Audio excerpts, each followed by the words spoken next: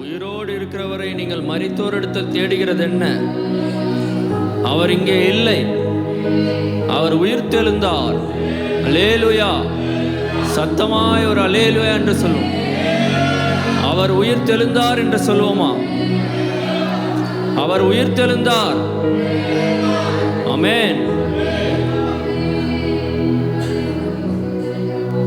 உயிர்த்தெழுந்தாரே அல்லேலூயா என்ற பாடலை நாம் எல்லாரும் கரங்களை தட்டி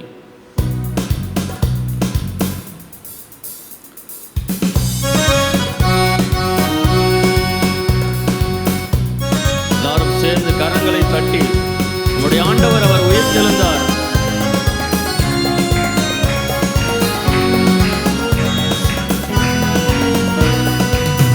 உயிர்த்தெழுந்தாரே அல்லேலூயா, ஜெயித்தெழுந்தாரே, உயிருடன் எழுந்த மீட்பரே சொந்தமானாரே, உயிருடன் எழுந்த மீட்பரே சொந்தமானாரே. ஆமென். உயிர்த்தெழுந்தாரே.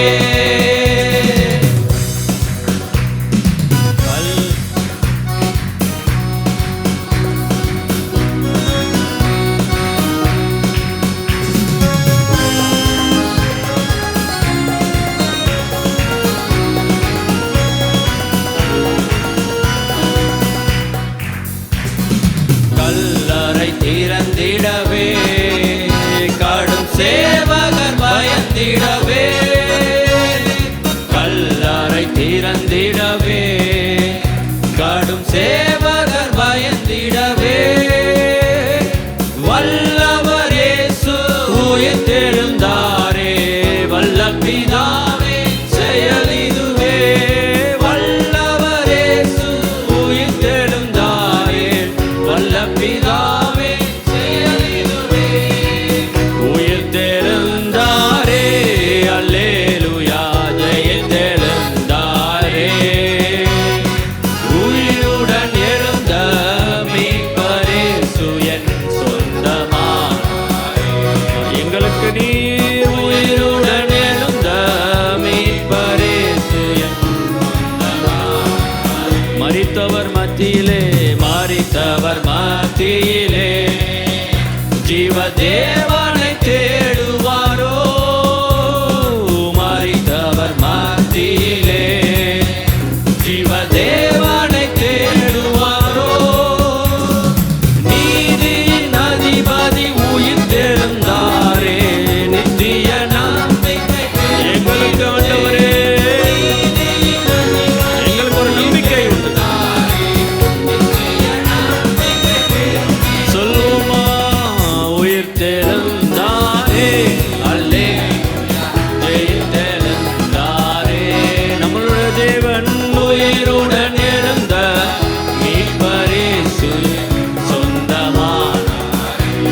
ஆமென். உயிருடன் எழுந்த மீட்பரே எம்மாவூர் சீஷர்களின் எல்லாம் மனையரு நீக்கினதா, எம்மாவூர் சீஷர்களே எல்லாம் மனையரு நீக்கினதா, எம்மன கலக்கங்கள் நீக்கினதாலே எல்லையில்லா பரமானந்தமே, எம்மன கலக்கங்கள் நீக்கினதாலே எல்லையில்லா பரமானந்தமே. உயிர்த்தெழுந்தாரே அல்லேலூயா. ஆமென். என்னுடைய தேவன் அவர் உயிரோடு இருக்கிறார், எனக்கு அவர் சொந்தமானவர். ஆமென். சத்தமாய் சொல்வோமா? உயிருடன் எழுந்த மீட்பரே சொந்தமானாரே, மரணமுன் கூரெங்கே, பாதாளமுன் ஜெயமெங்கே, மரணமுன் கூரெங்கே, பாதாளமுன் ஜெயமெங்கே, சாவையும் நோயையும் பேயையும் ஜெயித்தார் சபையோரே.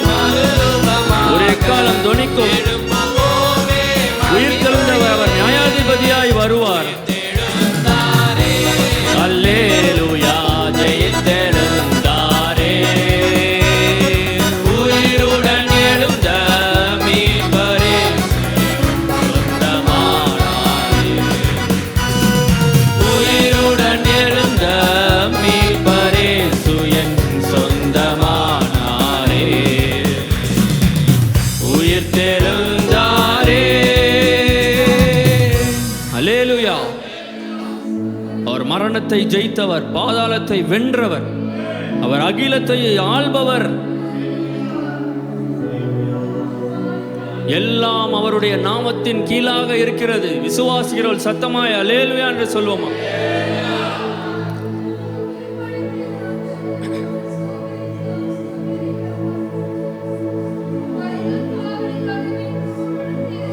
அல்லேலூயா ஓசன்னா, அல்லேலூயா ஓசன்னா, அல்லேலூயா ஓசன்னா, அல்லேலூயா ஓசன்னா,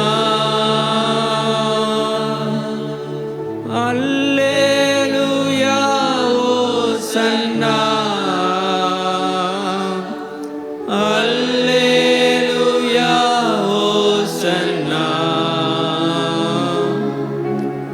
அல்லேலூயா ஓசன்னா, அல்லேலூயா ஓசன்னா. உயிரோடு எழுந்தவரே, உம்மை ஆராதனை செய்கிறோம். ஜீவனின் அதிபதியே, உம்மை ஆராதனை செய்கிறோம். உயிரோடு எழுந்தவரே, உம்மை ஆராதனை செய்கிறோம். ஜீவனின் அதிபதியே, உம்மை ஆராதனை செய்கிறோம். அல்லேலூயா ஓசன்னா, ஆமென். அல்லேலூயா ஓசன்னா, அல்லேலூயா ஓசன்னா, அல்லேலூயா ஓசன்னா. மரணத்தை ஜெயித்தவரே, உம்மை ஆராதனை செய்கிறோம். பாதாளம் வென்றவரே, உம்மை ஆராதனை செய்கிறோம்.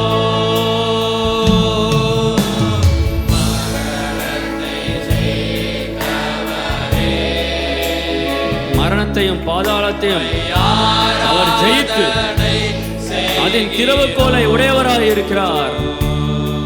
உமக்கே ஆராதனை. நாங்கள் எல்லாரும் ஆராதனை செய்கிறோம் ஆண்டவரே. உம்மை ஆராதனை செய்கிறோம். அல்லேலூயா ஓசன்னா. சபையே அவருக்கு மாத்திரம், அவருக்கே துதி கனம் மகிமை உண்டாவதாக. அல்லேலூயா ஓசன்னா, அல்லேலூயா ஓசன்னா, அல்லேலூயா. எங்கள் குரல்களை உயர்த்தி ஆண்டவரே உமக்கே ஆராதனை செய்கிறோம்.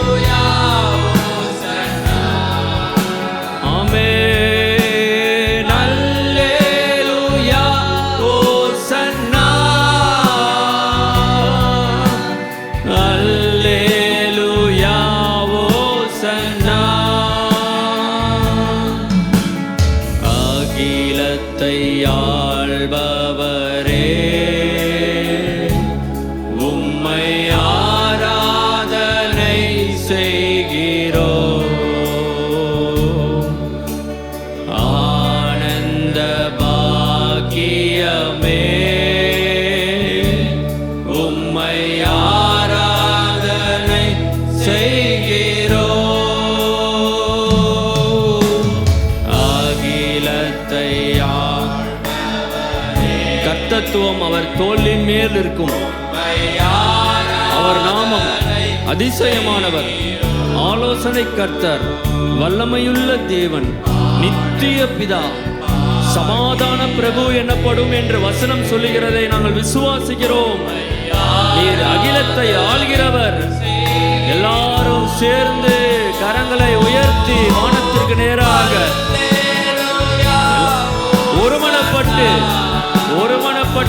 ஒருமனப்பட்டு அல்லேலூயா.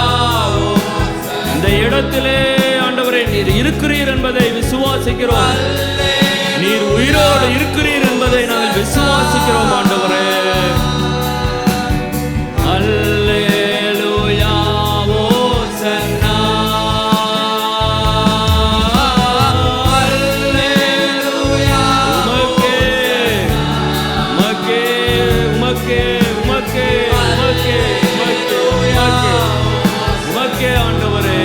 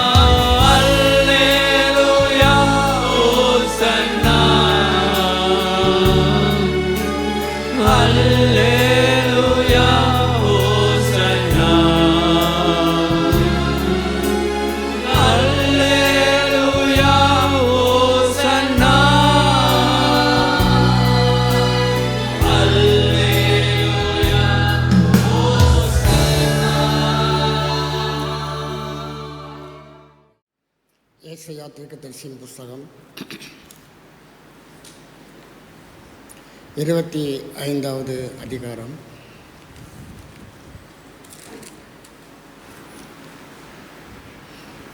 8வது வசனத்தை வாசிப்போம். அவர் மரணத்தை ஜெயமாக விழுங்குவார். கர்த்தராகிய தேவன் எல்லா முகங்களிலிருந்து கண்ணீரை துடைத்து தமது ஜனத்தின் நிந்தையை பூமியில் இராதபடிக்கு முற்றிலும் நீக்கிவிடுவார். கர்த்தரே இதை சொன்னார். கர்த்தரே இதை சொன்னார். மரணத்தை ஜெயமாக. மரணத்தை பார்த்து பயப்படாதவங்க இந்த உலகத்தில் யாருமே கிடையாது. எவ்வளோ பெரிய வீராதி வீரனாக இருந்தாலும் அவன் தன்னுடைய மரணத்தை தைரியமாக பார்ப்பது கிடையாது.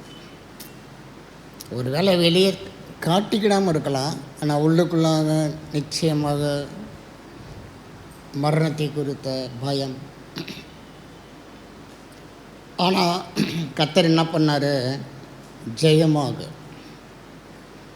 எனக்கு எடுத்து முழுங்கின மாதிரி இல்லை, சிலுவையிலே வெற்றி சிறந்து ஜெயமாக விளங்கினான் நம் சார்பாக. அதாவது மரண பயத்தில் இருக்கிற யாவரையும் விடுதலையாக்கும்படிக்கு அப்படி ஆனார். அப்படி தான் வேதத்தில் சொல்லப்பட்டிருக்கு. நமக்கு யாருக்கும் இன்றைக்கி மரணத்தை குறித்த பயம் தேவையில்லை. ஏனென்றால் நம் சார்பாக அதை கர்த்தர் சிலுவையில் செஞ்சிட்டார். அந்த நம்பிக்கையோடு இருக்கிறவங்க மரணத்தை குறித்து பயப்பட வேண்டிய அவசியம் கிடையாது. உயிரோடு இருந்தால் இங்கே, இல்லைன்னா அங்கே, ரெண்டு இடத்துலையும் தேவன் நம்மோடு தான் இருக்கிறோம்.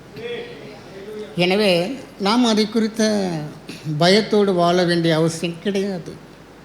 உலகம் என்ன சொல்லுது? 6லும் சாவு, 100லையும் சாவு. ஆனால் நமக்குள்ளாக அதை காட்டிலும் அதிகமான அந்த தைரியம் இருக்கணும். மரணத்தை நம்முடைய தெய்வம் ஜெயமாக விளங்கினார். இது நமக்காக. யாரும் இயேசு கொலை செய்ய முடியாது, அவருடைய ஜீவனை பறிக்க முடியாது. அவர் தானாக பலிய தன் ஜீவனை ஒப்பு கொடுத்தார்.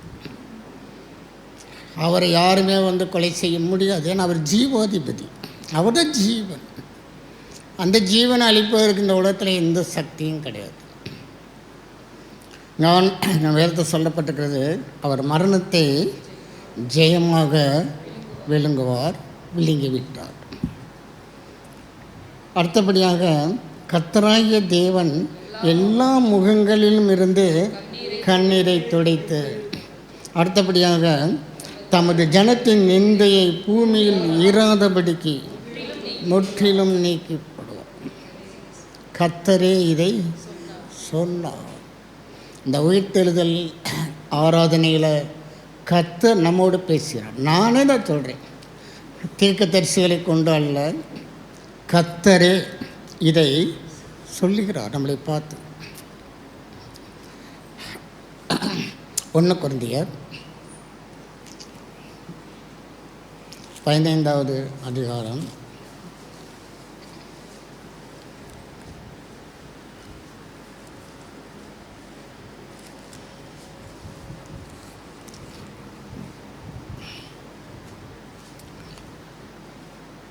53வது வசனத்தை வாசிப்போம். அழிவுள்ளதாகி இது அழியாமையையும் சாவுக்கேதுவாகி இது சாவாமையும் தரித்து கொள்ள வேண்டும். அடுத்த வசனம். அழிவுள்ளதாகி இது அழியாமையையும் சாவுக்கேதுவாகி இது சாவாமையும் தரித்து கொள்ளும் போது மரணம் ஜெயமாக விழுங்கப்பட்டது என்று எழுதியிருக்கிற வார்த்தை நிறைவேறும். அங்கே தீர்க்க தரிசனமாக சொல்லப்பட்ட தேவனுடைய வார்த்தை இங்கே நிறைவேறுகிறது. எப்படி நிறைவேறுதுன்னு பார்த்தீங்கன்னா 53வது வசனத்தை நீங்கள் கவனிங்க. அழிவுள்ளதாகிய இது அழியாமை. நம்முடைய சரீரம் அழிவுள்ளது, ஆனால் இது என்ன பண்ணணும்? அழியாமையை தரித்து கொள்ள வேண்டும். அடுத்தபடியாக இது சாவுக்கு ஏதுவாகிய இது சாவாமையும் தரித்து கொள்ள வேண்டும். சாவுக்கு ஏதுவான உங்கள் சரீரங்களை உயிர்ப்பிக்கிற தேவன் நம்முடைய தேவன். அருமையானவர்களே, அதை ஆண்டவர் வந்து ப்ரூவ் பண்ணார். அநேக இடங்களில் அவருடைய நாட்களிலே அவர் மரணத்தை ஜெயித்தார். நம் சார்பாக மரணத்தை ஜெயமாக விழுங்கினார். அதெல்லாம் ஜீரணமாயிடுச்சு. அதெல்லாம் அங்கெல்லாம் ஒன்றும் பண்ண முடியாது. தேவ சமூகத்தில் அது ஜீவன். மரணம் அதை மேற்கொள்ள முடியாது, இருளானது அதை மேற்கொள்ள முடியாது. அழிவுள்ளதாகிய இது அழியாமையும் சாவுக்கு ஏதுவாகிய இது சாவாமையும் தரித்து கொள்ள வேண்டும். எப்படி தரித்து கொள்வது? ஆதியாகமத்தின் புஸ்தகம் 2வது அதிகாரம்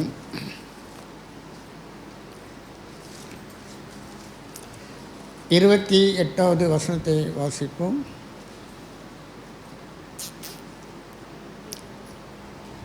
ஆ, 28 இல்லை, 25வது வசனம், மன்னிக்கவும். ஆதாமும் அவன் மனைவியுமாகிய இருவரும் நிர்வாணிகளாய் இருந்து வெட்கப்படாது இருந்தார்கள். ஆதாமும் அவன் மனைவியுமாக இருவரும், ஆனால் அவர்கள் வெட்கப்படாதிருந்தார்கள். எப்படி வந்து தேவன் அவங்களுக்கு வந்து இப்படி படைத்தார்? அதாவது வந்து ஸ்டடி பைபிள் உங்கள்கிட்ட இருந்தால் வீட்டில் போய் படித்து பாருங்கள். அவங்களை சுற்றிலும் பரிசுத்தமே அவர்களுக்கு ஒரு ஆடையாக தரிக்கப்பட்டிருந்துச்சு. இன்றைக்கி வந்து ஆகாயத்தில் ஒரு லேயர் இருக்குது. ஆகாய மண்டலத்தில் இருக்கக்கூடிய புற ஊதா கதிர்களை இந்த பூமிக்கு வராமல் அதை ஃபில்டர் பண்ணுது. சூரியன் வரக்கூடிய சில நமக்கு பாதிப்பை கொடுக்கக்கூடிய சில ரேஸ் வருது. அதை தேவன் ஒரு லேயர் வச்சுருக்கிறார். அது கண்களினாலே பார்க்க முடியாது. அதே போல் ஆதாமுக்கும் ஏவாளுக்கும் தேவன் பரிசுத்தத்தையே அங்கே வஸ்திரமாக கொடுத்துருந்தார். அங்கே பாவம் இன்னும் பிரவேசிக்கலை. அது அழியாமையாக இருந்தது. ஆனால் பார்த்திங்கன்னா எப்பொழுது மனிதன் பாவம் செய்தானோ அந்த லேயர் அவனை விட்டு வெளியே போயிடுச்சு. இந்த 3வது அதிகாரம் 7வது வசனத்தை வாசிப்போம். அப்பொழுது அவர்கள் இருவருடைய கண்களும் திறக்கப்பட்டது. அவர்கள் தாங்கள் நிர்வாணிகள் என்று அறிந்து அத்தி இலைகளை தைத்து தங்களுக்கு அரை கச்சைகளை உண்டு பண்ணினார்கள். சாவாமையில் தேவன் படைத்தார் மனிதனை. நான் அநேக நாட்டில் யோசிப்பேன், ஏன் கர்த்தர் வந்து மனிதனை ஒரு மிருகத்தை போல ஏன் வஸ்திரம் இல்லாமல் ஏன் இப்படி அப்படிலாம் ஆண்டவர் வைக்க மாட்டார், அவர் சர்வ ஞானியாச்சு.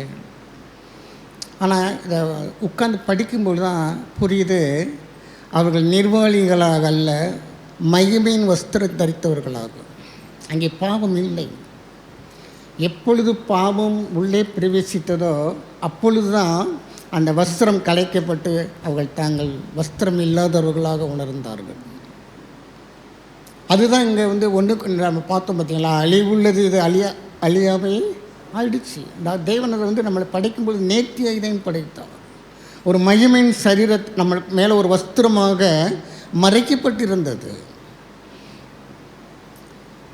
பாவம் பெருக பெருக பெருக அந்த பரிசுத்தம் குறைய குறைய குறைய மரணமானது வளர்ந்து கொண்டே போகிறது. சாவுக்கு ஏதுவான இது சாவாமையை தரித்து கொள்ள வேண்டும். அப்பொழுதுதான் மரணமானது ஜெயமாக விழுங்கப்பட முடியும். ஆண்டவர் என்ன பண்ணார், மனிதனை படைக்கும் பொழுது ஒரு மகிமையின் வஸ்திரத்தை அவள் தரித்தவர்களாக. அதனால தான் அவங்களுக்கு வந்து ஒருவர் பார்க்கும்பொழுது அவங்களுக்கு அந்த அந்த வெட்க உணர்வு வரல. ஆனால் எப்பொழுது பாவம் பிரவேசித்ததோ அப்பொழுது அவங்களுக்கு வேதம் சொல்லுகிறது, தாங்கள் நிர்வாணிகளாக இருந்தோம் என்று அறிந்து. இப்போ தான் போய் அத்தி இலையில் பறித்து தங்கள் சரீரத்தை மறைப்பதற்கு அவர்கள் பிரயாசப்படுகிறார்கள்.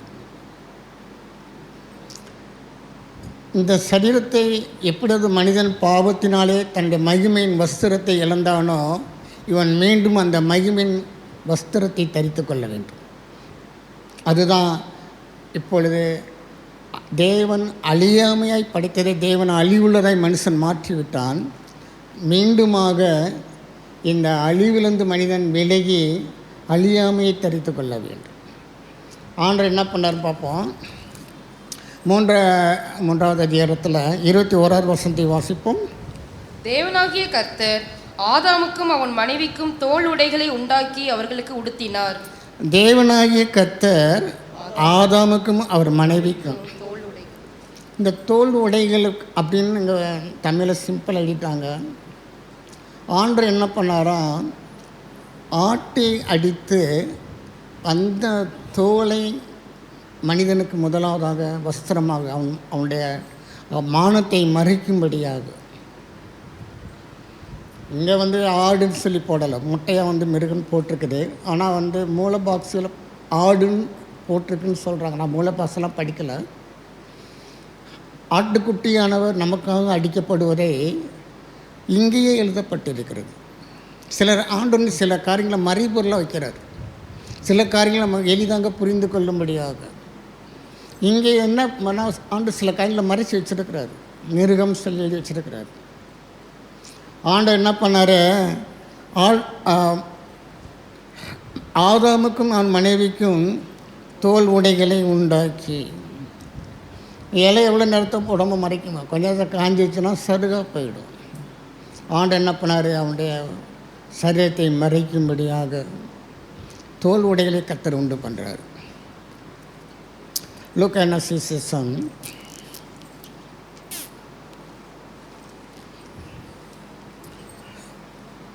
15வது அதிகாரம் 1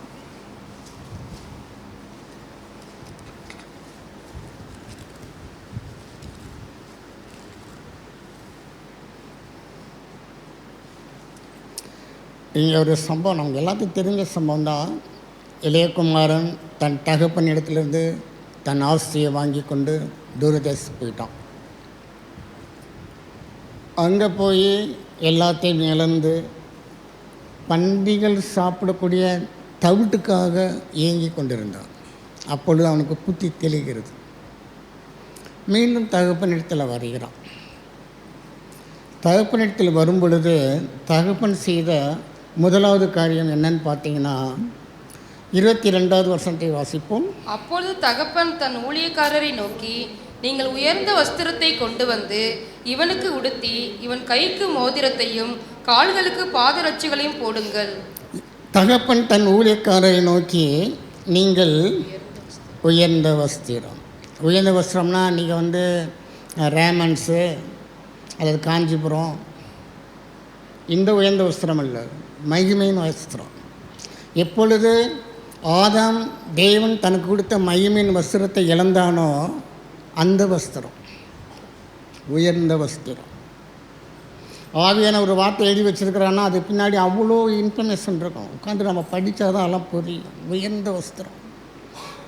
நம்ம என்ன நினைக்கிறோம், உயர்ந்த வஸ்திரம்னா நல்லா சூட்டு கோட்டு போட்டு 3 பீஸ் எல்லாம் போட்டு அப்படி, அதுதான் நம்மளோட மனித அறிவு அப்படி தான் பார்க்குது. இந்த உயர்ந்த வஸ்திரம் என்பது தேவன் முதலாவது மனிதனுக்கு கொடுத்த மகிமையின் வஸ்திரம். இவன் அதாவது அப்பா என்ன சொல்கிறாரு பாருங்கள், 24வது வசனத்தை வாசிங்க. என் குமாரனாகி இவன் மரித்தான், திரும்பவும் உயிர்த்தான், காணாமற் போனான், திரும்பவும் காணப்பட்டான் என்றான். அப்படியே அவர்கள் சந்தோஷப்பட தொடங்கினார்கள். இவன் மரித்தான், திரும்பவும் உயிர்த்தான். ஆதாமும் ஏவாளையும் கர்த்தர் துரத்திட்டாரு ஏதேன் தோட்டத்திலேருந்து. இவன் செய்த தவறுனால இந்த பூமியானது சபிக்கப்பட்டது. முள்ளும் குறுக்கும் முளைக்க ஆரம்பித்தது. முதலாவதாக மனிதனுடைய வேர்வை அங்கே சிந்தி அவன் கஷ்டப்பட்டு சம்பாதிக்கும்படியாக, சாப்பிடும்படியாக எல்லாமே மாறிடுச்சு. தேவன் நல்லதென்று படைத்த இயற்கை மனிதனுக்கு விரோதமாக மாறிவிட்டது. எல்லாமே அப்படியே கொலாப்ஸ் ஆகிடுச்சு.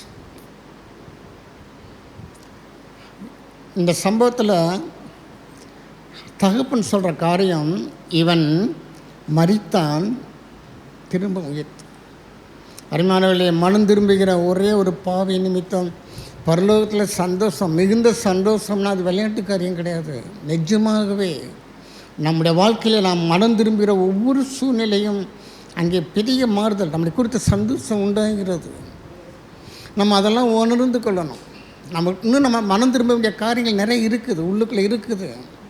ஆனால் நம்ம தான் என்ன பண்ணுறோம்னா கண்டுக்கிடாமல் போயிட்டுருக்கோம். இவன் மரித்தான், திரும்பவும் உயிர்த்தான், காணாமற் போனான், திரும்பவும் காணப்பட்டான். இவனுக்கு நீங்கள் உயர்ந்த வஸ்திரத்தை கொண்டு வந்து இவனுக்கு உடுத்துங்கள். அருமையானவர்களே, ஆதாம் ஏவாளும் ஏதேன் தோட்டத்தில் இழந்த அந்த மகிமையின் வஸ்திரத்தை இயேசு கிறிஸ்து நமக்காக மீண்டும் கொடுக்கும்படியாக, அதை புரிஞ்சு கொள்வதற்கு இன்னொரு வசனத்தையும் வாசிப்போம். ஏசியா தீர்க்கதரிசியின் புஸ்தகம்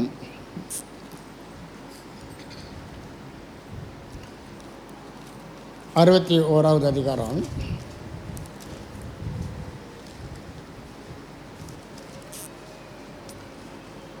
10வது வசனத்தை வாசிப்போம். கர்த்தருக்குள் பூரிப்பாய் மகிழுகிறேன், என் தேவனுக்குள் என் ஆத்துமா களி கூர்ந்திருக்கிறது. மணவாளன் ஆபரணங்களினால் தன்னை அலங்கரித்துக் கொள்கிறதற்கும் மணவாட்டி நகைகளினால் தன்னை சிங்காரித்துக் கொள்கிறதற்கும் ஒப்பாக அவர் ரட்சிப்பின் வஸ்திரங்களை எனக்கு உடுத்தி நீதியின் சால்வையை எனக்கு தரித்தார். ஆண்டவர் ஒரு ஒப்புமையை சொல்கிறார். மணவாளன் ஆபரணங்களினால் தன்னை அலங்கரித்து கொள்ளுகிறதற்கும் மணவாட்டி நகைகளினால் தன்னை சிங்காரித்து கொள்ளுகிறதற்கும் ஒப்பாக அவர் என்ன பண்ணுறாரா, ரட்சிப்பின் வஸ்திரங்களை எனக்கு உடுத்தி. ஒரு மனிதன் எப்பொழுது ரட்சிப்புகளை வர்றானோ அப்பொழுது பாவம் கொஞ்சம் கொஞ்சமாக மறைந்து மறைந்து மறைந்து பரிசுத்தம் அதிகமாகி கொண்டு போகுது. அழிவுள்ளதாகி இது அழியாமையை தரித்து கொள்ள வேண்டும். அந்த வசனத்தை திருப்பி வாசிங்க. கொஞ்சம் இதில் கை வச்சுக்கோங்க, நம்ம இதை தான் படிக்க போகிறோம். அந்த 1 Corinthians அந்த 15வது அதிகாரத்தில் அந்த திருப்பி அந்த வசனத்தை வாசிங்க. அழிவுள்ளதாகி இது அழியாமையையும் சாவுக்கு ஏதுவாகி இது சாவாமையும் தரித்து கொள்ள வேண்டும். சாவுக்கு ஏதுவான நம்முடைய சரீரத்தை ஆவியானவர் உயிர்ப்பிக்கிறவர். அருமையானவர்களே, அவர் ரட்சிப்பின் வஸ்திரங்களை எனக்கு உடுத்தி நீதியின் சால்வை எனக்கு தரித்தார். ஜெயமாக விழுங்குவது என்பது இதுதான். எப்பொழுது பாவம் வந்து மனிதனுடைய மகிமையான வஸ்திரம் பறிக்கப்பட்டதோ அப்போ தான் அவங்களுக்கு தெரியுது, ஐயோ நம்ம வஸ்திரம் இல்லாமல் இருக்கிறோமே, வெட்கம் வருகிறது. அதற்கு முன்பதாக வெட்கம், அந்த வெட்கம் இல்லை மனிதன். பாவம் நுழையும் பொழுது அங்கே அவமானம் நுழைகிறது. தலை குனிவோடு தங்களை மறைத்து கொள்ளும்படியாக மரத்துக்கு பின்பதாக போய் ஒளிந்து கொண்டனர். ஆண்டவர் அங்கேருந்து வர்றாரு, ஆதாமே நீ எங்கே இருக்கிற என்று சொல்கிறான். நான் நிர்வாணியாக இருப்பதினாலே என்னை நான் மறைத்து கொண்டேன். நீ நிர்வாணியாக இருப்பது என்று உனக்கு சொன்னது யார்? அரிமானங்களே, ரட்சிப்புகளே நம்ம வளரும் பொழுது ஒவ்வொரு நாளும் நம்ம ரெனிவல் ஆக வேண்டிய பகுதிகள் நிறைய இருக்கிறது. ரட்சிப்பு என்பது ஏதோ ஒரு நாளில் நடக்கிற காரியம் கிடையாது. இன்றைக்கி ஒரு நாள் நம்ம ரட்சிக்கப்பட்டுட்டோம், நீ அவ்வளோதான். ஒவ்வொரு நாளும் ஒவ்வொரு மணியும் ஒவ்வொரு நிமிடமும் நம்மளை புதுப்பித்து கொள்ள வேண்டிய கட்டாயம். ஏன்னா நம்ம சுற்றிலும் இருக்கக்கூடிய அந்த சூழ்நிலை பாவத்தினால் நிறைந்திருக்கிறது. அக்கிரமங்கள், அநியாயங்கள், எங்கே பார்த்தாலும் துன்மார்க்கம். அதாவது இங்கென்றெல்லாம் கிடையாது, எங்கே போனாலும் அக்கிரமங்கள் நடக்கிறது. இதிலெல்லாம் விலைக்கு நம்முடைய ஆத்மாவை காத்து கொள்ளுவதற்கு கர்த்தர் என்ன பண்ணுறாரு? ரட்சிப்பின் வஸ்திரங்களை எனக்கு உடுத்தி நீதியின் சால்வை எனக்கு தரித்தார். சாவாமையை தரித்து கொள்ள வேண்டியது அவசியமாக இருக்கிறது. சாவுக்கு எதுவான நம்முடைய சரீரம் இது அழிவுக்கு உண்டானது. ஆனால் இது அழிவுக்கு ஏதுவான இது வந்து என்ன பண்ணணும்? அழியாமையை தரித்து கொள்ள வேண்டும். சாவுக்கு ஏதுவான அந்த ஆத்மா சாவாமையை தரித்து கொள்ள வேண்டும். அப்பொழுதுதான் மரணம் ஜெயமாக விழுங்கப்படும். கர்த்தர் நம் சார்பாக செஞ்சு முடிச்சிட்டாரு. நாம் செய்ய வேண்டிய பகுதியிலே நாம் செய்ய வேண்டியது அவசியமாக இருக்கிறது. இங்கே பார்த்தீங்கன்னா வந்து யோபு சொல்கிறான், யோபுடைய அனுபவத்தை பார்ப்போம். யோபு 29வது அதிகாரம்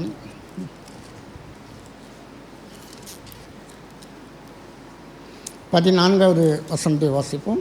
நீதியை தரித்து கொண்டேன், அது என் உடுப்பாய் இருந்தது. என் நியாயம் எனக்கு சால்வையும் பாகையுமாய் இருந்தது.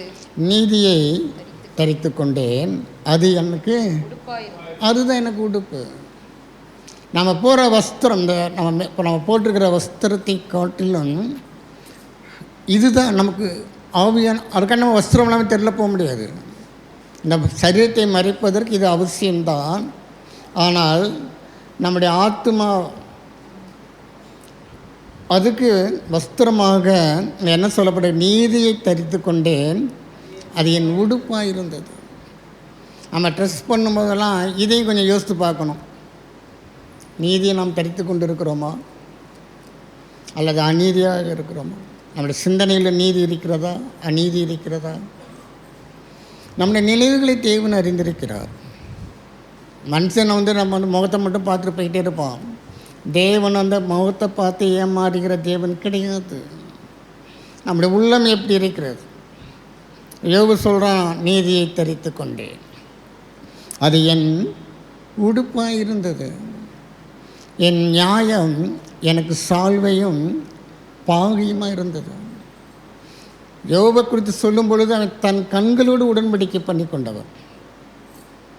ரொம்ப ஜாக்கிரதையாக தேவனுக்கு பிரியமில்லாத எந்த ஒரு காரியத்தையும் தன்னை அவன் ஒவ்வொரு நாளும் தன் பிள்ளைகளுக்காக பலி செலுத்தினான். ஒருவேளை என் பிள்ளைகள் பாவம் செய்திருப்பானாம், ஆண்டவரே என் குடும்பத்தில் ரட்சிப்புன்றது இருக்கணும்.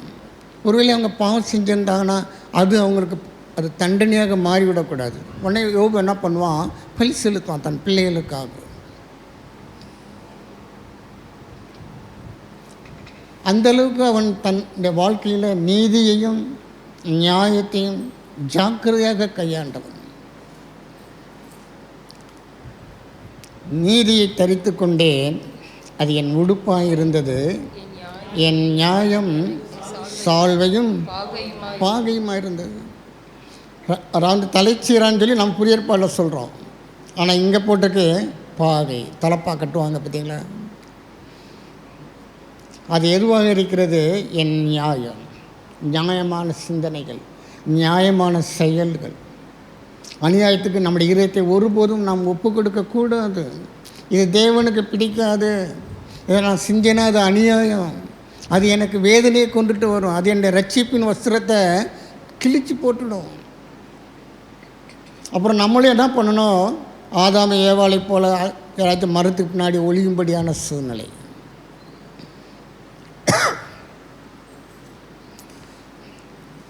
அந்த 1 அதிகாரத்துக்கு வாங்க.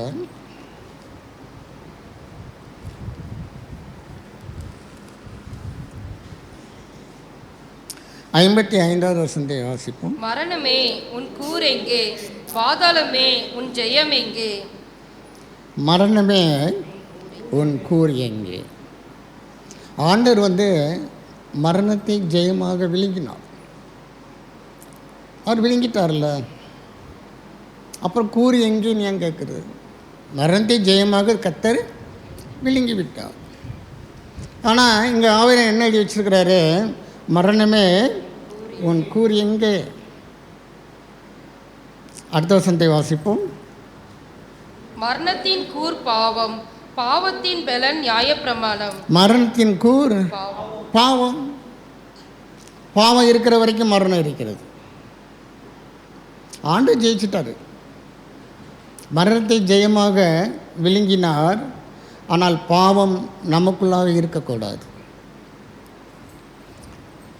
நோவாவின் நாட்களில் அக்கிரமங்கள் பெரிய போயிடுச்சு.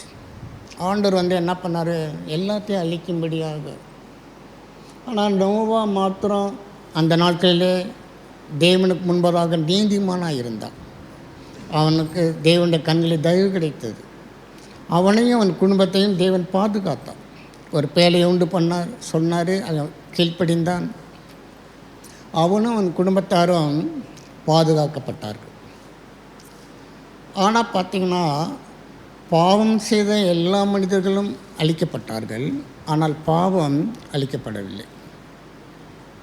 பாவம் அங்கே தான் இருந்தது, பேழைக்குள்ளே இருந்தது. அவன் நீதிமான் தான், ஆனால் அவனுக்குள்ளாக ஜென்ம சுபாவம், அந்த பாவம் அங்கே இருந்தது, அது அழிக்கப்படவில்லை.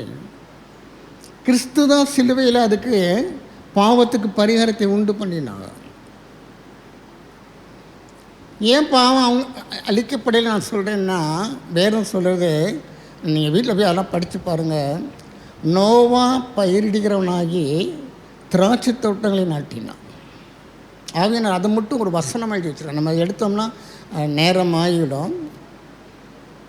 அதை மாத்திரம் ஒரு வசனமாக ஆவியானவர் எழுதி வச்சுருக்கார். அவன் திராட்சை தோட்டங்களை நாட்டினான். அவன் பயிரிடுகிறவன் என்னென்னத்தையோ பயிரிட்டிருப்பான். அந்த நாட்டில் அவனுக்கு உணவுக்கு என்னென்ன தேவையோ எல்லாத்தையும் அவன் நட்டிருப்பான். ஆனால் ஆவியானவர் அதை மட்டும் தனியாக எழுதி வச்சுருக்கிறார். ஏன்னு கேட்டால், கொஞ்ச நாளில் அந்த திராட்சை ரசத்தை குடித்தான். அவன் வஸ்திரத்தை விளங்கினவனாக. ஆண்டவர் நீதியின் வஸ்திரம் உனக்கு இருக்கணும், ரட்சிப்பின் வஸ்திரம் உனக்குள்ள இருக்கணும். திராட்சை ரசம் உன்னை அமளி பண்ணிடும். மது அருந்தவங்களை பார்க்குறவங்கள தெருவில் பார்க்கலாம், வஸ்திரங்களெல்லாம் இல்லாமல் சாக்கடையில் கிடக்கிறானே.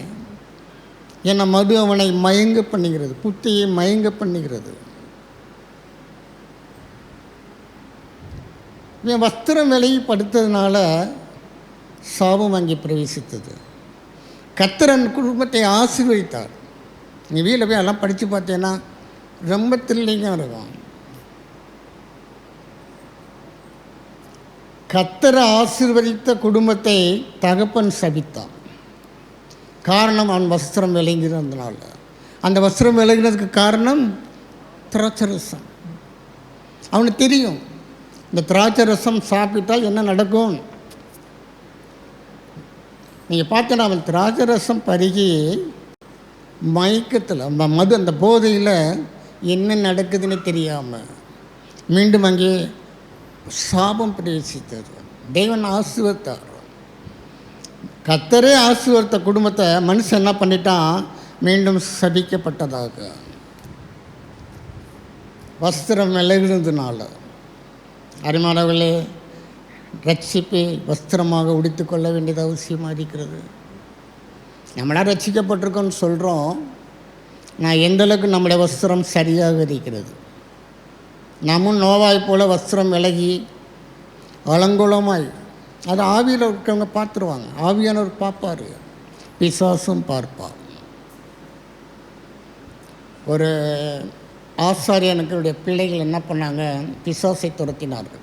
என்ன சொல்லி துரத்தினாங்கன்னா, பவுல் சொல்லுகிற இயேசுவின் நாமத்தினாலே நான் உன்னை நான் துரத்துகிறேன். அந்த பிசாசுகள் ஓடிக்கிட்டே இருந்துச்சு. திடீர்னு ஒரு நாள் அந்த பிசாசு யோசிக்குது, பவுலையும் அறிவேன், அவன் பிரசங்கிக்கிற இயேசுவையும் அறிவேன், நீங்கள் யார்? நீங்கள் அந்த சம்பவத்தை வீட்டில் போய் படித்து பார்த்தீங்கன்னா, அவர்கள் பிசாசு செய்த முதல் காரியம் என்னத்தம்மா, தங்கள் வஸ்திரங்களை கிழித்து கொண்டு, தங்களை காயப்படுத்தி கொண்டு தெருவில் ஓடினார். ரட்சிப்பின் வஸ்திரம் அது அழிவுக்கு உள்ளது, இது அழியாமையை தரித்து கொள்ள வேண்டும். சாவுக்கு ஏதுவானது, இது சாவாமையை தரித்து கொள்ள வேண்டும். நம்முடைய ரட்சிப்பு என்பது விளையாட்டு காரியம் இல்லை. ஒவ்வொரு நாளும் தெய்வ சமூகத்தில் கிடக்கணும், விழுந்து கிடக்கணும். சும்மா ரட்சிப்புன்ட்டு நம்ம மனம் போன போல் வாழ்ந்து விட முடியாது. யோபை போல கண்களோடு உடன்படிக்கை செய்கிறவர்களாக, கால்களோடு உடன்படிக்கை செய்கிறவர்களாக நம்முடைய ரட்சிப்பை நாம் காத்துக்கொள்ளணும். நீங்கள் ரத்தம் சிந்தப்படத்தக்கதாக நீங்கள் இன்னும் பாவத்துக்கு விரோதமாக போரிடவில்லையே. அப்படி காம்ப்ரமைஸ் பண்ணிட்டு தானே போய்கிட்டு இருக்கிறோம். இது அப்படி தாங்க இருக்கும், இதெல்லாம் அப்படி தான் இருக்கும், வயசு கோளாறு, இதெல்லாம் ஒன்றும் இல்லை, யார் செய்யாததை நம்ம செஞ்சுவிட்டோம், ரைட் போவோம். காம்ப்ரமைஸ் பண்ணிக்கிறது பாவத்தோடு. எதிர்த்து நிற்கணும். இது எனக்கு வேண்டாம், இது எனக்கு சாபத்தை கொண்டுட்டு வரும், என் குடும்பத்துக்கு சாபத்தை கொண்டுட்டு வரும், இது சாவாமையே நான் தரித்து கொள்ள வேண்டும். அப்பொழுது தான் மரணம் ஜெயமாக விழுங்கப்படும். இங்கே போடப்பட்டிருக்கிறது மரணத்தின் கூர் பாவம். நோவா காலத்தில் பாவம் செய்த மனிதர்கள் அழிக்கப்பட்டார்கள், ஆனால் பாவம் அங்கே இருந்தது, அது அழிக்கப்படவில்லை. இன்றைக்கி கர்த்தர் நமக்காக எல்லாத்தையும் செஞ்சிட்டாரு, ஆனால் பாவத்தின் கூர், மரணத்தின் கூர் நமக்குள்ளாக பாவம் என்ற வடிவத்தில் இருந்துச்சுன்னா ஒரு பிரயோஜனம் கிடையாது. நம்ம எவ்வளோ காரியம் செய்கிறோன்றது நமக்கு தான் தெரியும், யாரும் வெளியிருந்து சொல்ல வேண்டிய அவசியமே கிடையாது. நம்ம தேவ சமூகத்தில் அடிக்கடி நீங்கள் தனியாக போயிடணும். ஆண்டவரே, வேதனை உண்டாக்கும் வழி என் இடத்துல இருக்குதா? இருக்கு ஆண்டவரே, எனக்கே தெரியுதுன்னா உங்களுக்கு தெரியாமையா இருக்கும். கழுவப்பட வேண்டும், இயேசுவின் ரத்தத்தினாலே கழுவப்பட வேண்டும். அருமையானவர்களே, மரணத்தின் கூர் பாவம் இருக்கிற வரைக்கும் மரணமும் இருக்கும். அவர் மரணத்தை முழுங்கிட்டார்.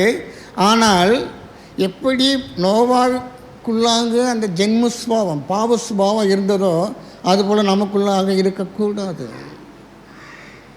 மரணத்திற்கு பாவம்.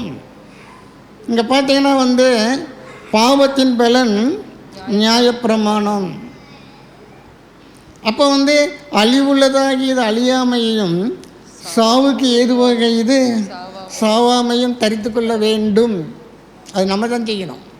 அவர் பங்குக்கு அவர் செஞ்சிட்டார், மரணத்தை ஜெயமாக விழுங்கினார், அதில் எந்த ஒரு சந்தேகம் கிடையாது. ஆனால் அழிவுள்ளதாகி இது அழியாமையும், சாவுக்கு ஏதுவாக இது சாவாமையும் தரித்து கொள்ளும்போது, அதை தரித்து கொள்ளும்போதுன்றதை நீங்கள் மைண்டில் எழுதி வைங்க. அப்போ தான் மரணம் ஜெயமாக விழுங்கப்பட்டது என்று எழுதியிருக்கிற வார்த்தை நிறைவேறும். 1 பேதுரு 2வது அதிகாரம்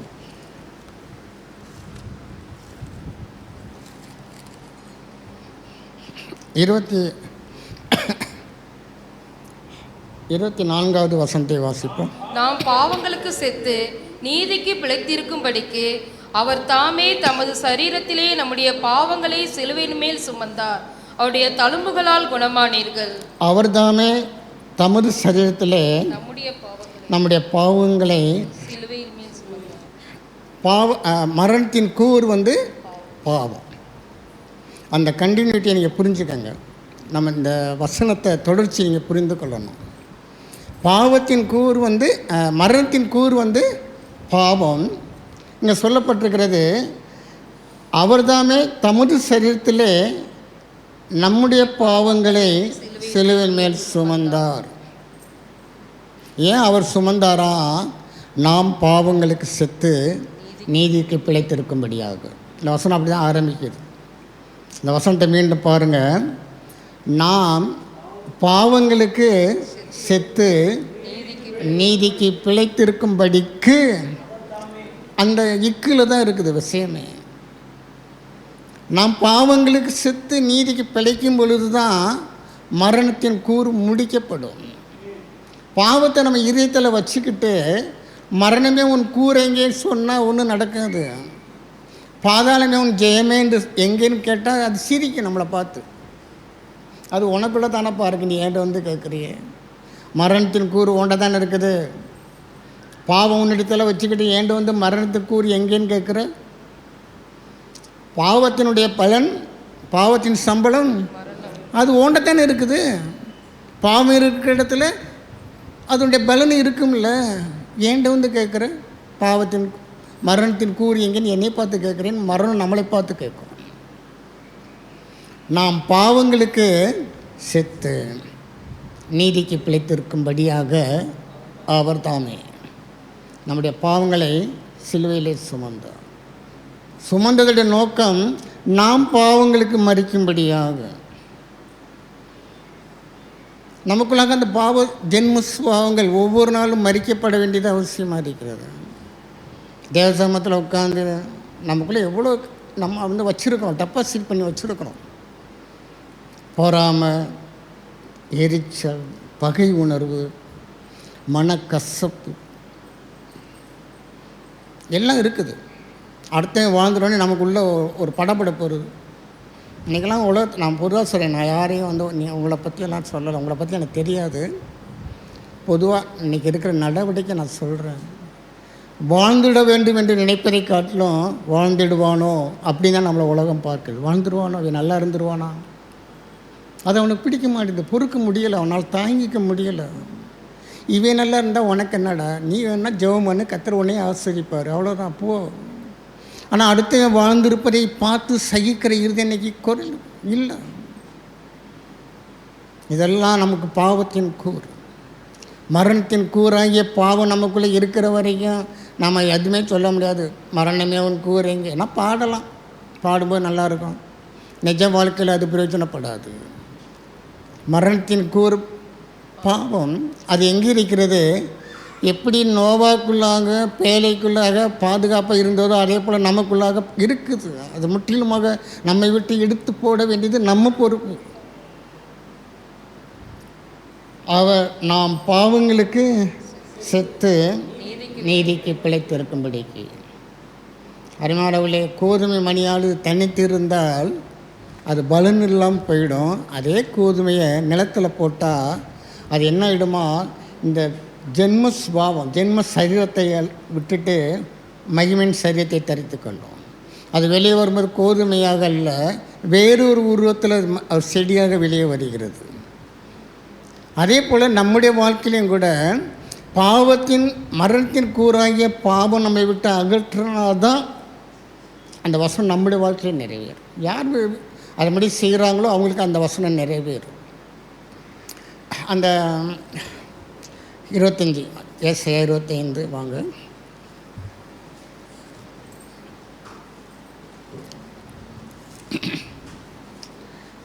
அந்த 8வது வசனத்தை வாசிப்போம். அவர் மரணத்தை ஜெயமாக விழுங்குவார். கர்த்தராகிய தேவன் எல்லா முகங்களிலும் இருந்து கண்ணீரை துடைத்து, அவர் எல்லா முகங்களிலும் இருந்து கண்ணீரை துடைக்கிற தேவன்.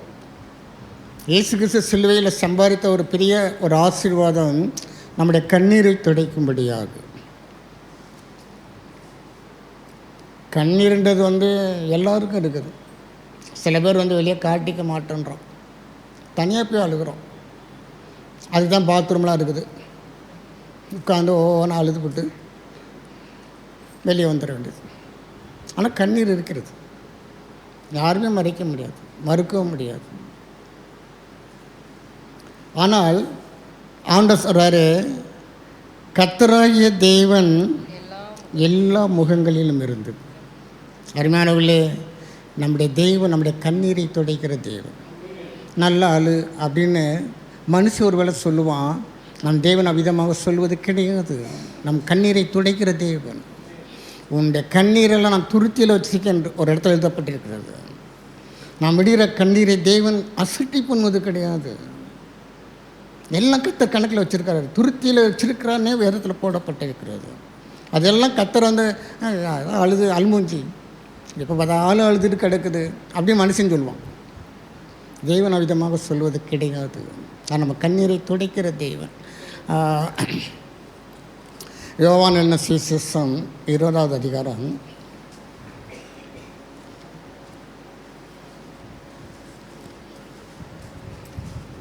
'ஆண்டவர் உயிர்த்தெழுந்த உடனே அவர் யாருக்கு காட்சி அளித்தாருன்னு பார்ப்போம்.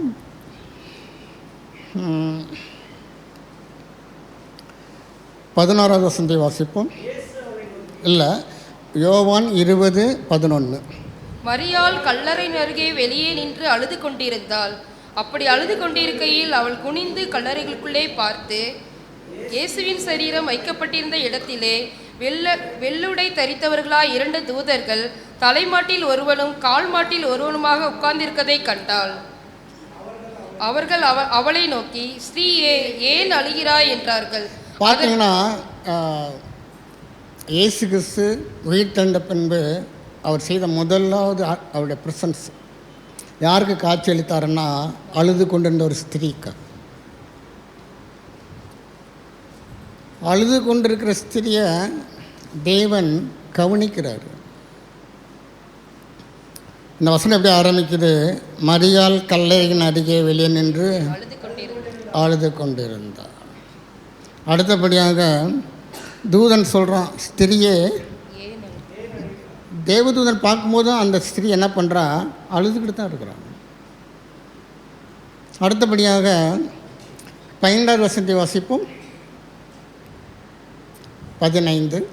இயேசு அவளை பார்த்து, ஸ்ரீயே, ஏன் அழுகிறாய்? ஏன் அழுகிறாய்? இயேசு பார்க்கும்போது அழுதுகிட்டு தான் இருக்கிறான். அதாவது ஆண்டவருக்கு அவள் கண்ணீரை துடைக்க வேண்டுமென்றால் அவர் வந்துடணும். அதுதான் அவர் கண்ணீரை துடைப்பதற்கு. ஆண்டவர் என்ன பண்ணார்? முதல்ல தேவதூதனை அனுப்பி பார்த்தாரு. இவன் அழுகை நிப்பாட்டுற மாதிரி தெரியலை. அவரே வந்துட்டார். ஸ்திரியே, ஏன் அழுகிறார்? அருமையானவர்களே, நம்முடைய கண்ணீரை துடைக்கிற தேவன் நம்முடைய தேவன். எனக்கு இந்த படிக்கும்போது ரொம்ப ஆச்சரியமாக இருந்தது. வசனம் எப்படியெல்லாம் நிறைவேறுது பாருங்களேன். பழைய ஏற்பாட்டு காலத்தில் சொன்னது, அவர் கர்த்தர் மரணத்தை ஜெயமாக விழுங்குவார், கர்த்தர் தம்முடைய ஜனங்களின் கண்ணீரை துடைப்பார். அங்கே கல்லறை வாசலே கர்த்தரை ஆரம்பிச்சிட்டார். வெயிட் பண்ணலை பாருங்களேன். உயிர்த்தெழுந்த உடனே நடக்கிற முதலாவது சம்பவமே கண்ணீரை துடைப்பது தான். ஸ்திரியே, ஏன் அழுகிறார்? இவ்வளோ பெரிய நல்ல தெய்வம் பாருங்களேன். அந்த வசனம் எப்படி நிறைவேறுது பாருங்கள். அதனுடைய தொடர்ச்சியை நீங்கள் புரிஞ்சுக்கிட்டேன்னா உங்களுக்கு ரொம்ப பிரயோஜனமாகும் இந்த சத்தியம். அவர் கண்ணீரை துடைப்பாருன்னு சொல்லிட்டு ஏதோ 10 வருஷம் கழித்து கண்ணீர் துடைக்க மாட்டார். உயிர்த்தெழுந்த உடனே எப்பொழுது பாவமானது ஜெயமாக விழுங்கப்பட்டதோ அப்போவே அடுத்த வசனத்துக்கு கர்த்தர் வந்துட்டார், கண்ணீரை துடைக்கும்படியாக. இந்த அம்மா என்ன பண்ணுதுன்னு பார்ப்போம். மார்க்கு சுவிசேஷம் 16வது அதிகாரம் 10வது வசனத்தை வாசிப்போம். அவளிடத்திலிருந்து அவர் 7 பிசாசுகளை துரத்தி இருந்தார். அவள் புறப்பட்டு அவரோட கூட இருந்தவர்கள் துக்கப்பட்டு அழுது கொண்டு இருக்கையில் அவர்களிடத்தில் போய் அந்த செய்தியை அறிவித்தார். அடுத்தபடியாக என்ன நடக்குது? சீசர்லாம் உள்ளே உட்காந்து பயத்தில் அழுதுகிட்டு இருக்கிறோம். அடுத்து நம்மளை செல்வியில் அடித்து போடுவாங்க போல இருக்குடா, ஏசுவே இந்த பாடுனா நம்மளெல்லாம் விட்டு ஆப்பாங்க. இந்த செய்தி எங்கே அந்த ஆண்டவர் அனுப்புகிறாரு? அடுத்து அழுது கொண்டு இருக்கிற டீமுக்கு கர்த்தர் அனுப்புகிறார். இந்த வசனத்தை கவனித்து பாருங்கள். மகதலேனா மரியாள் அவளிடத்திலிருந்து 7 பிசாசுகளை துரத்தியிருந்தார். அவள் புறப்பட்டு அவரோடே கூட இருந்தவர்கள் துக்கப்பட்டு அழுது கொண்டிருக்கையில். ஸ்திரியே, ஏன் அழுகிறாய்? தேவதூதன் மேலாந்து கேட்டான். ஆனால் கர்த்தர் ஏன் அழுகிறன்னு கேட்டுட்டு போகிறவர் அல்ல, நம்மளோட கண்ணீரை துடைக்கும்படியாக. அந்த இடத்துல மரியாளுக்கு இயேசு பார்க்கணும், அவரோட சரீரத்தை பார்க்கணும். இல்லைன்னா அவள் அழுகி நிப்பாட்டுற மாதிரி தெரியலை. கர்த்தர் வந்துட்டார் நேரம், சிறிய ஏன் அழுகிறார். அடுத்தபடியாக இந்த செய்தி எங்கே போகுது? அறையில் உட்காந்து எல்லாம் அழுதுகிட்டு இருக்கிறாங்க. இந்த அம்மா கல்லறையில் உட்காந்து அழுதுச்சுன்னா இவங்க எங்கே உட்காந்து அழுதுகிட்டு இருக்கிறாங்க. ஒரே அழுகை தான். ஆனால் கர்த்தர் கண்ணீரை துடைக்கிற தேவன் நம்முடைய தேவன். நம்மளோட வாழ்க்கை நம்ம எதை குறித்தாச்சும் மனசுக்குள்ள நம்மளாம் இன்றைக்கி வெளியே நான் சொல்கிறேன் சிரிச்சுக்கிட்டு இருக்கிறோம், ஆனால் உள்ளுக்குள்ளே அழுதுகிட்டு தான் இருக்கிறோம். நிறைய காரியங்கள் இருக்கிறது. நம்ம வெளியே காட்டிக்கிறதில்ல. அப்படியே கத்தாடி போயிட்டு தனியாக போய் உட்கார்ந்து விட்டானா தெரியும், குழாயிருந்து தண்ணி வடிக்கிற மாதிரி அழுக தண்ணி வரும். எல்லாருக்குள்ளேயும் ஒரு பாரம் இருக்கிறது, ஒரு வேதனை இருக்கிறது. நம் கண்ணீரை துடைக்கும்படியாக கர்த்தர் நம்மோடு இருக்கிறார். நான் அவர் சும்மா இதை வார்த்தையில் சொல்லிட்டு போகிற தேவன் கிடையாது. அவர் உன் கண்ணீரை துடைப்பார் அப்படின்னு சொல்லிட்டு போகிறவர் அல்ல, செயல்படுத்துகிற தேவன் நம்முடைய தேவன். கல்லறையிலிருந்து வெளியே வந்தோடனே முதல்ல அந்த வசனத்தை செய்ய ஆரம்பிச்சிட்டார். எப்பொழுது பாவமானது ஜெயமாக விழுங்கப்பட்டதோ அப்பொழுதே அடுத்த வசனத்துக்கு கர்த்தர் கிரியை செய்ய ஆரம்பித்து விட்டார். அந்த தீர்க்கதரிசனங்கள்லாம் கர்த்தர் நிறைவேற்றி கொண்டே இருக்கிறார். நம்முடைய வாழ்க்கையின் தேவன் மாறாதவர். மகதலேனா மரியாளுடைய கண்ணீரை துடைத்தவர், சீசருடைய கண்ணீரை துடைத்தவர், நம்முடைய கண்ணீரை துடைக்கும்படியாக இப்போவும் நம்மளோட தான் இருக்கிறாரு. நான் மரித்தேன் ஆனாலும் இதோ சதா காலங்களில் நான் உயிரோடு இருக்கிறேன். தெய்வம் நம்மோடு தான் இருக்கிறாரு. ஒரு காரியத்தை பார்ப்போம். ஆதியாகமத்தின் புஸ்தகம் இன்னும் நிறைய இருக்குது. நான் நேரத்துக்கு நான் சுருக்கி கொள்கிறேன். ஆதியாகமம் 37வது அதிகாரம்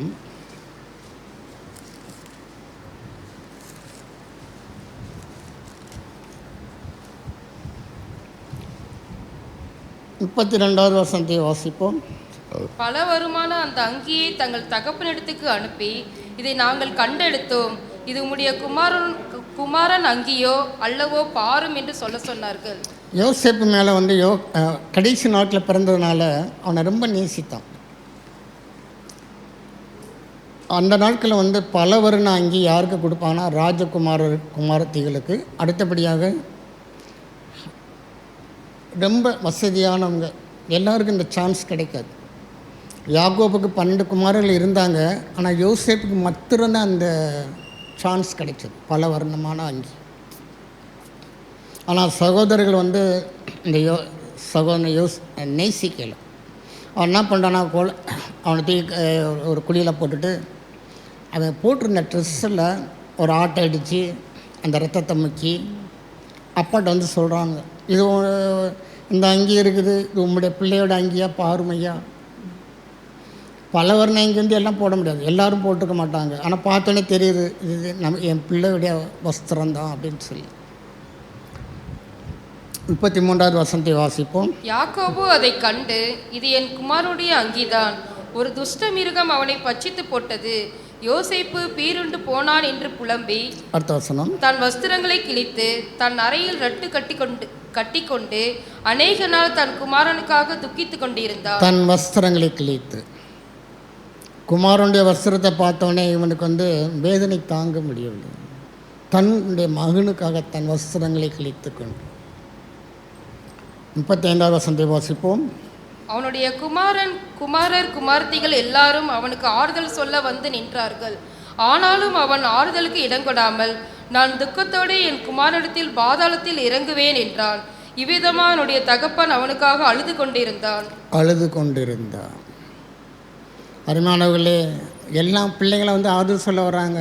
அப்பா அழாதீங்கப்பா, நாங்கள்லாம் இருக்கிறோம்லப்பா, அழாதீங்கப்பா. இல்லை போட்டிருக்க அவனுடைய குமாரர்கள் குமாரத்தி எல்லாம் வந்துட்டாங்க.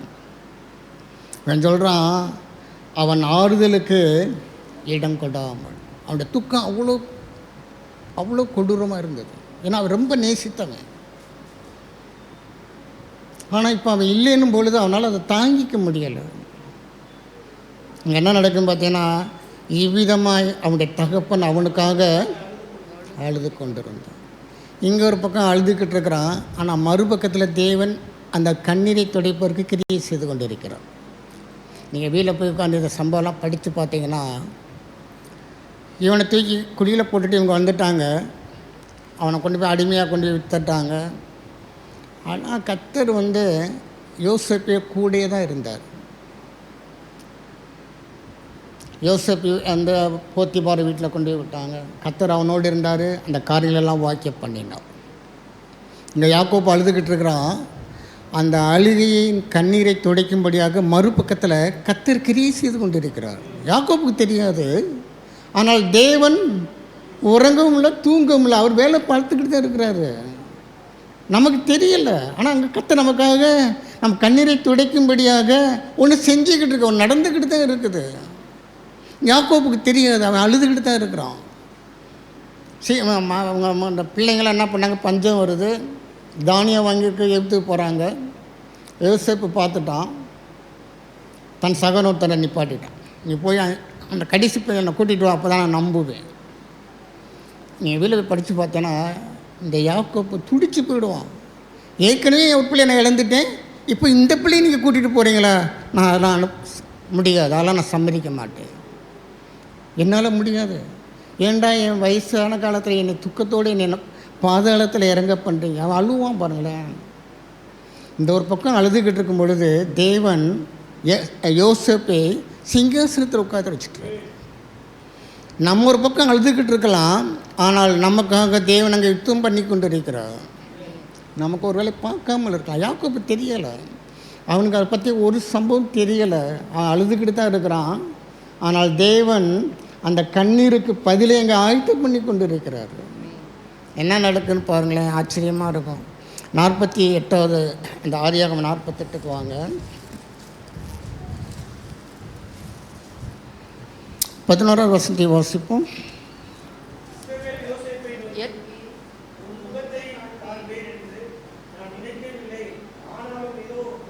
சந்ததியும் காணும்படி தேவன் எனக்கு அருள் செய்தார் என்றான். உன் முகத்தை காண்பேன் என்று நான் நினைக்கவில்லை. நான் நினச்சி கூட பார்க்கலையா? உன் முகத்தை பார்ப்பேன்னு சொல்லி நான் நினச்சி கூட பார்க்கல. நான் கர்த்தர் என்ன பண்ணியிருக்கிறாரு, உன் சந்ததியையும் சேர்த்து பார்க்க எனக்கு கிருபை செய்திருக்கிறார். கண்ணீரை துடைக்கிறவர் நம்முடைய தேவன். அருமையாளர்களே, யாக்கோப்புக்கு இதை பற்றி ஒன்றுமே தெரியாது. அவனை பொறுத்த மட்டுக்கும் அவனுடைய துக்கம் மகா கொடியதாக இருந்தது. பிள்ளைகளை ஆறுதல் சொல்ல வராங்க, அவன் ஆறுதலுக்கு இடம் கொடுக்கவில்லை, அழுது கொண்டு தான் இருந்தான். காலங்கள் கடந்தது. ஆனாலும் கூட அவனுடைய இதயத்தில் தன் குமாரனுக்கான துக்கம் மறையவே இல்லை, அழுதுகிட்டு தான் இருக்கான்.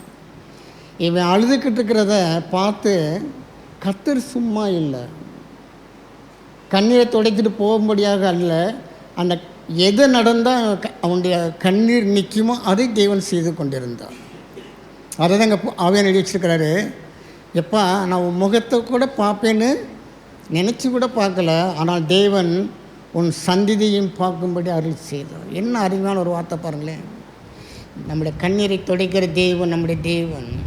எப்படி மரணத்தை ஜெயமாக விழுங்கினது உண்மையோ அதே போல் நம்முடைய கண்ணீரையும் துடைப்பது நிச்சயம்.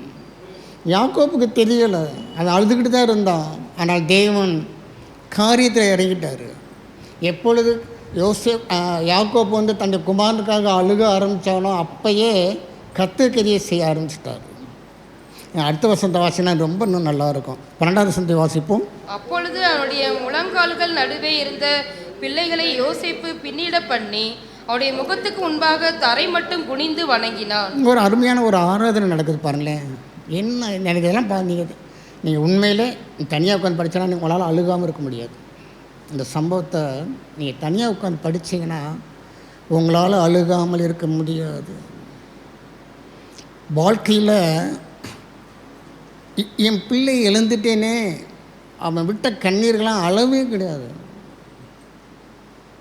என் வயசான காலத்தில் எப்படி என்னை ஒரு வேதனையோடு தான் நீங்கள்லாம் சேர்ந்து என்னை கொண்டு போய் அடக்கம் பண்ண போகிறீங்களாடா அப்படின்னு தன்னை பிள்ளைகளை பார்த்து கதறான். யோசேப்பு என்ன பண்ணுறான், அவன் கால்களுக்கு நடுவாக யோசேப்புன்ற பிள்ளைகள் இருக்கிறாங்க. அந்த பிள்ளைகளெல்லாம் இப்படி தனியாக அப்படியே கூப்பிட்டு வச்சுட்டு யோசேப்பு என்ன பண்ணுறான், அவனுடைய முழங்கால்கள் நடுவே இருந்த பிள்ளைகளை யோசேப்பு பின்னிட பண்ணி அவனுடைய முகத்துக்கு முன்பாக தரை மட்டும் குனிந்து. இன்னும் அருமையான ஒரு ஆராதனத்துமா. இவன் அப்பா வந்து கர்த்தரை மகிமைப்படுத்துகிறான், பிள்ளை அப்பாவையும் அந்த அப்பாவையும் சேர்த்து வணங்குறான். அருமையான ஒரு ஆராதனைங்க. இந்த உலகத்தில் வந்து இப்படிப்பட்ட ஒர்ஷிப்லாம் வந்து நம்ம குடும்பத்தை நடக்கணும்.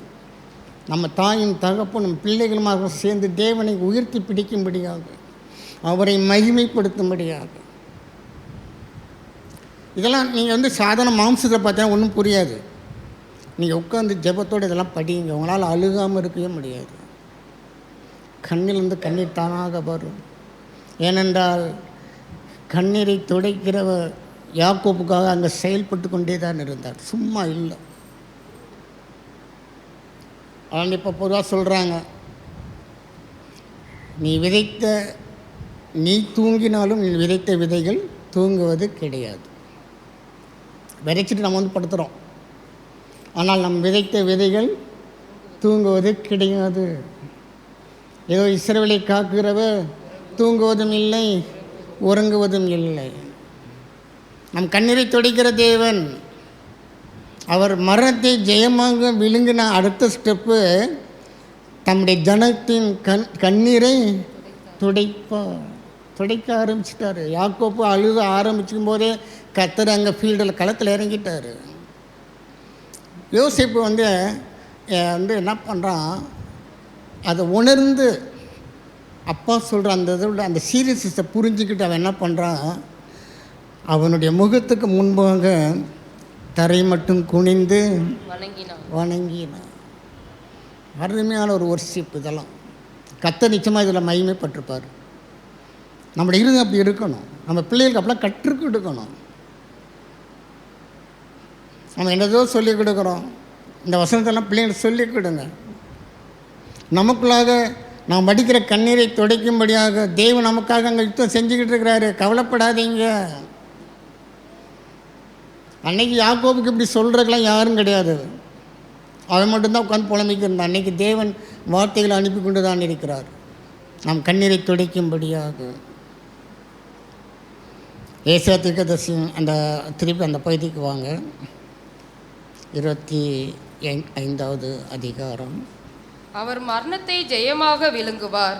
கர்த்தராகிய தேவன் எல்லா முகங்களிலும் இருந்து கண்ணீரை துடைத்து தமது ஜனத்தின் நிந்தையை பூமியில் இராதபடிக்கு முற்றிலும் நீக்கிவிடுவார். தமது ஜனத்தின் நிந்தையை பூமியில் இராதபடிக்கு முற்றிலும் நீக்கி போடுவார்.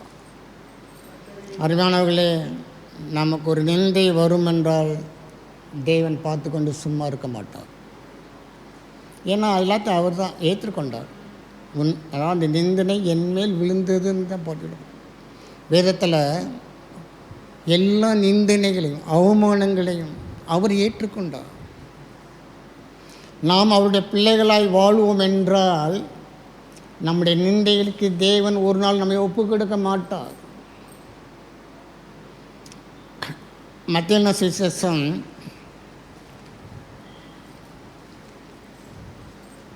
1வது அதிகாரம் 19வது வசனத்தை வாசிப்போம். மத்தேயு 1வது அதிகாரம் 19. அவள் புருஷனாகிய யோசேப்பு நீதிமானாய் இருந்து அவளை அவமானப்படுத்த மனதில்லாமல் ரகசியமாய் அவளை தள்ளிவிட யோசனையாய் இருந்தான். அந்த நாட்களில் வந்து ஒரு ஆண் வந்து தன்னுடைய மனைவியை தள்ளி விடணும், டிவோர்ஸ் பண்ணுறதா இருந்தால் ஒரே ஒரு முகாந்தரம் தான் அனுமதிக்கப்பட்டது, வேசித்தன முகாந்தரம். இவள் எனக்கு வந்து துரோகம் பண்ணிட்டா, அதனால் இவளை நான் வந்து விவாகரத்து நான் அப்படின்னு சொன்னால் அந்த சமுதாயம் ஏற்றுக்கொள்ளும். தேவன் அதை அனுமதித்தார்.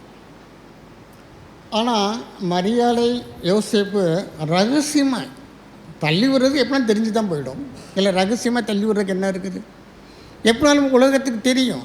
ஏன்டா நீ டிவோர்ஸ் பண்ண, அந்த பொண்ணை ஏன்டா நீ கட்டிக்கல, 4 பேர் கேட்பான்ல. அப்போ என்ன சொல்ல முடியும்? அவள் வகுத்தில் வர்ற குழந்தைக்கு எனக்கு சம்மந்தம் இல்லை, அதனால் நான் டிவோர்ஸ் பண்ணிட்டேன். ஆனால் தேவன் அதை கவனித்து கொண்டே இருந்தார்.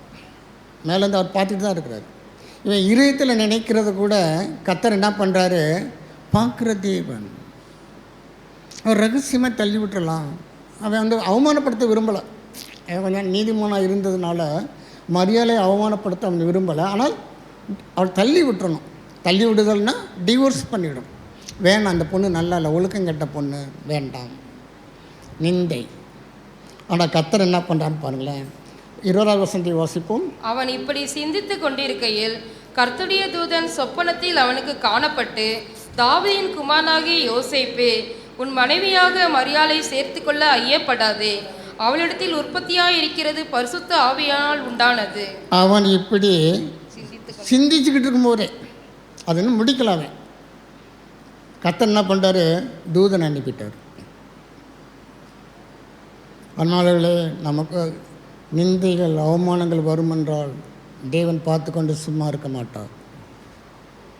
நம் கண்ணீரை துடைக்கிற தேவன் நம்முடைய நிந்தைகளை பூமியில் இராதபடிக்கு முற்றிலுமாக நீக்கி போடுகிற தேவன் நம்முடைய தேவன்.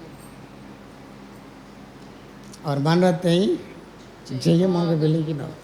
அருமையானவர்களே, அழிவுக்கு ஏதுவானது இது அழியாமை தரித்து கொள்ள வேண்டும், சாவுக்கு ஏதுவானது சாவாமையை தரித்து கொள்ள வேண்டும். மரணத்தின் கூர் பாவம், பாவம் இருக்கிற வரைக்கும் மரணத்தின் கூர் இருக்கத்தான் செய்யும். மரணத்தின் கூரை நாம் ஜெயமாக விழுங்க வேண்டும் என்றால் பாவத்தை நம்மை விட்டு முற்றிலுமாக நீக்கி போட வேண்டும். அது இருக்கிற வரைக்கும் நமக்கு பிரச்சனை தான். பாவ சுபாவங்கள் மாற வேண்டும். நோவாவை போல் நாம் இருக்கக்கூடாது. நோவாவை அந்த குடும்பத்தை கர்த்தர் ஆசீர்வதித்தார். நீங்கள் வீட்டில் உட்காந்து எல்லாம் படித்து பார்த்தீங்கன்னா தேவன் அவங்களுக்கு முழு உலகத்தையும் அவங்க கையில் கொடுத்தாரு. இந்த போ, நீ பழுகி பெருகு. எப்படி ஆதாம் ஏவாளுக்கு தேவன் சொன்னாரோ அதேபடி தான் இவங்களுக்குன்னு சொன்னார். பழுகு பெருகு, இந்த பூமியை சேர்ந்துருச்சுக்கோ, எல்லாம் உனக்கு தான். ஆனால் அவன் என்ன பண்ணால், திராட்சை ரசம் பருகி தன் வஸ்திரம் விலகி தன் சந்ததியை அவன் வாயினால் சபித்தான். கர்த்தர் ஆசீர்வதிக்கிற தேவன். சாபம் வருமென்றால் அதுக்கு கர்த்தர் பொறுப்பு இல்லை, அதுக்கு நோவா தான் பொறுப்பு. புரிந்து கொள்ள வேண்டும். பாவத்தின் கூர் மரணத்தின் கூறு பாவம். மறக்கக்கூடாது, மனசில் எழுதி வச்சுக்கணும். ஒரு தவறு செய்வோம் என்றால், ஒரு தவறான காரியத்தை நம்ம ஒப்பு கொடுப்போம், அந்த வசனம் நம்மளோட பேச வேண்டும். யோபு என்ன சொன்னால், நான் நீதியை தரித்து கொள்வேன், நியாயத்தை நான் தரித்து கொள்ளுவேன். அது எனக்கு வஸ்திரமாக உடுப்பாக இருந்தது, சால்வையாக தலப்பாகையாக அவன் அதே விதமாக எடுத்துக்கொண்டான். ரட்சிப்பின் வஸ்திரத்தை தேவன் நமக்கு கொடுத்து இருக்கிறார். ஒவ்வொரு நாளும் ரட்சிப்பில் பெறுகிறவர்களாக, எப்படி ஆதாமும் ஏவாளும் மகிமையின் சரீரத்தை இழந்து நிர்வாணிகளானார்களோ, கர்த்தர் அதை திருப்பி மறுபடியும் அவர்களை பாவத்திலிருந்து நீக்கி மறுபடியும் மகிமையின் சரீரத்துக்குள்ளாக அவங்களை மகிமைக்குள்ளே எடுத்துக்கொள்ளும்படியாக தேவன் தம்முடைய குமாரனை சிலுவையில் அனுப்பினார். எனவே நாம் ரட்சிப்பிலே வளர்ந்து பெறுகிறவர்களாக இருக்க வேண்டும். பாவத்துக்கு எதிர்த்து நிற்கிறவர்களாக. மரணமே உன் கூர் எங்கே, பாதாளமே உன் ஜெயம் எங்கே? அப்பொழுது தான் பாவம் முற்றிலுமாக நீக்கப்படும், மரணம் ஜெயமாக விழுங்கப்படும். நாம் முழங்கால் படியிடுவோம். ஹல்லேலூயா, ஹல்லேலூயா, ஹல்லேலூயா, ஹல்லேலூயா, ஹல்லேலூயா, ஹல்லேலூயா, ஹல்லேலூயா, ஹல்லேலூயா, ஹல்லேலூயா, ஹல்லேலூயா.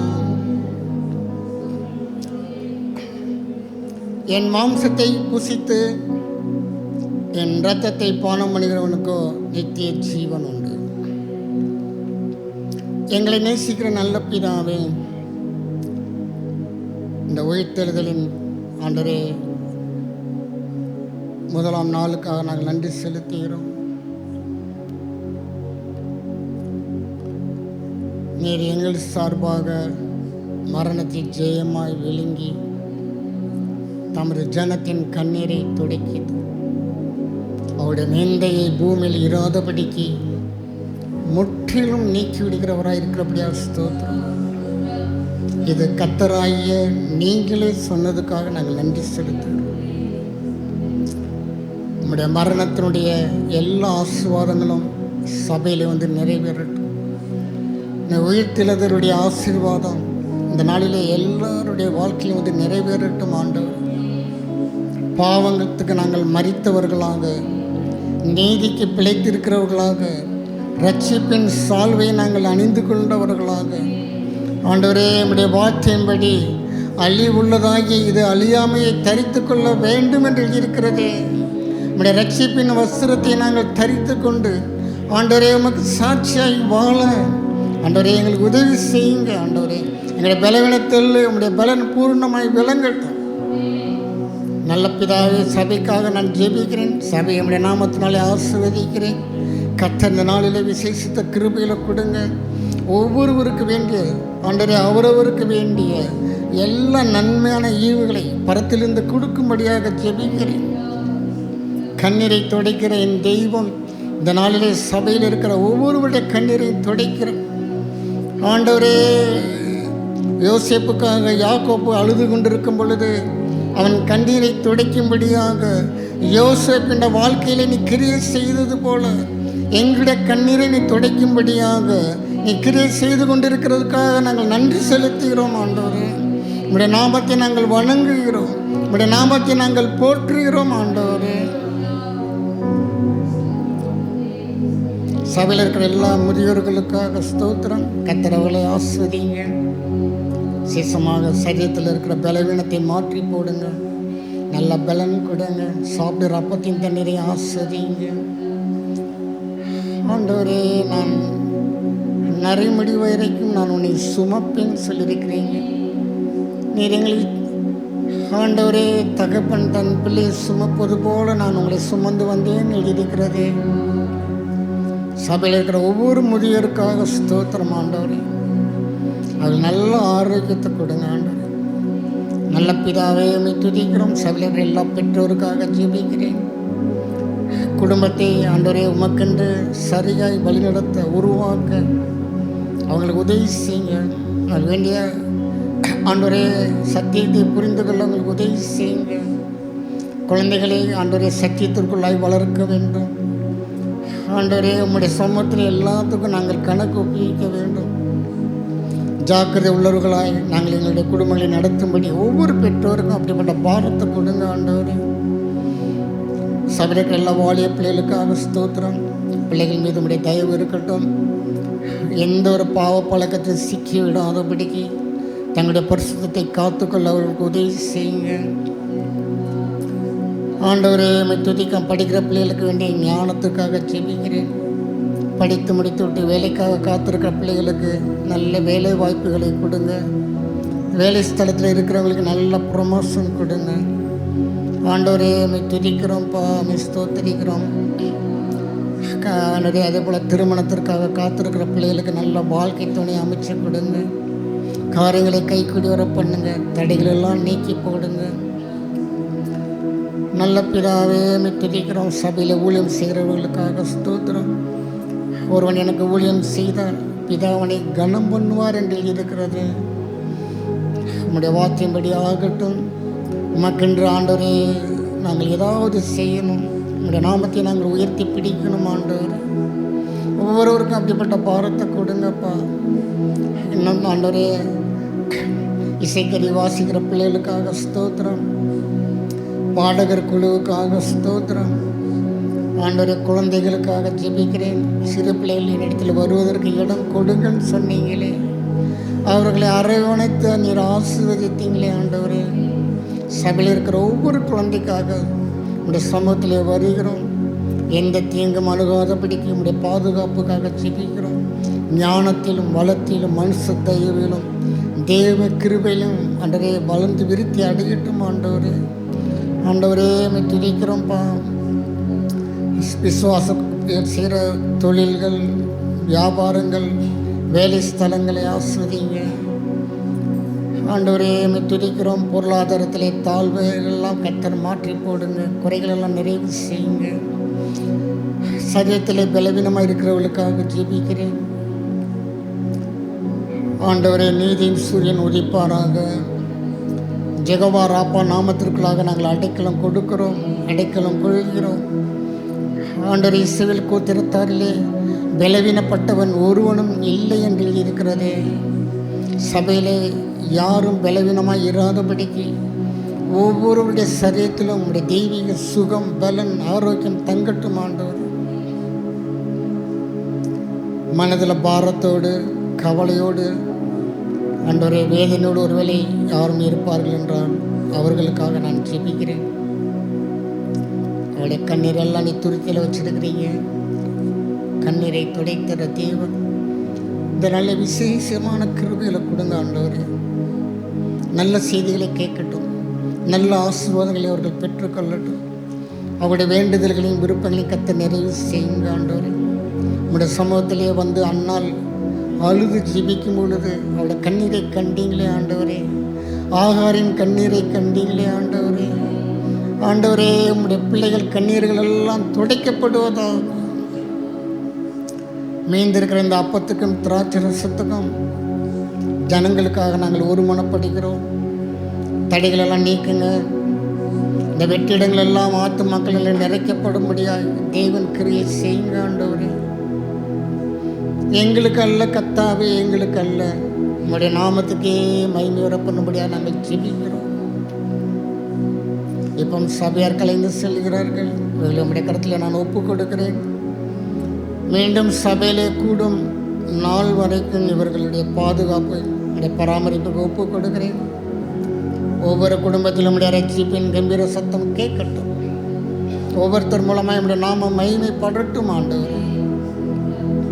எல்லா துதி கன மகிமையை நாங்கள் உமக்கே செலுத்துகிறோம். நீங்கள் பெருகவும் நாங்கள் சிறுகவும் ஆகட்டும் ஆண்டவர். இயேசுவின் நாமத்தில் ஜெபிக்கிறோம் பிதாவே. என் ஆத்துமாவே கர்த்தரை ஸ்தோத்திரி.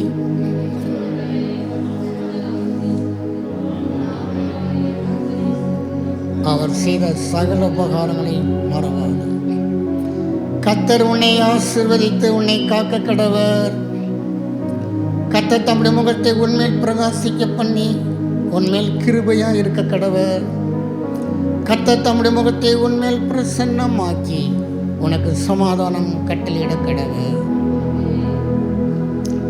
Praise the Lord. God bless you. கர்த்தர் உங்களை ஆசீர்வதிப்பாராக. சமாதானத்தோடு கலைந்து செல்லுங்கள். கர்த்தருடைய கிருபை உங்களோடு இருப்பதாக.